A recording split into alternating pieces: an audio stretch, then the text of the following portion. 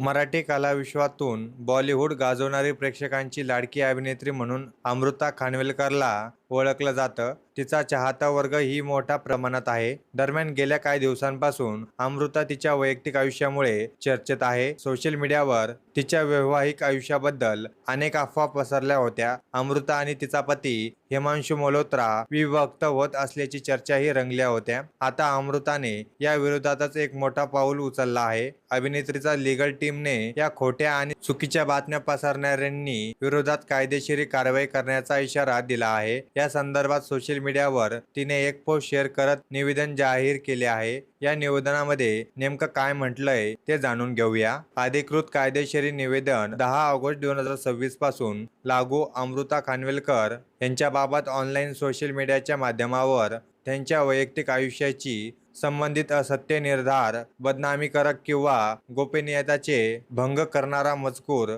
प्रसारित केला जात असल्याचे निदर्शनास आले आहे. अभिव्यक्ती स्वातंत्र्याचा गैरवापर करून बदनामी, अफवा किंवा खोटी माहिती प्रसारित केल्यास किंवा शेअर केल्यास उपलब्ध पुराव्याच्या आधारे संबंधित व्यक्ती किंवा संस्थेविरोधात कायदेशीर कारवाई करण्यात येईल, असं या पोस्टमध्ये म्हटलं गेलंय. एकंदरीतच अमृता खानविलकर यांच्या वैयक्तिक आयुष्याबद्दल अफवा किंवा खोट्या बदनामीकारक माहिती सोशल मीडियावर पसरवू नका. आम्ही त्यावर लक्ष ठेवून आहोत आणि गरज पडल्यास संबंधित लोकांवर कायदेशीर कारवाई करू, असंही या पोस्टमध्ये म्हटलं आहे. दरम्यान अमृताच्या या निर्णयाला तिच्या चाहत्यांनी देखील पाठिंबा दर्शवला आहे. शिवाय तिचा हा निर्णय अगदी योग्य असल्याचंही म्हटलं जात आहे. तर अमृताच्या या निर्णयावर तिचे चाहतेही कौतुक करत आहे.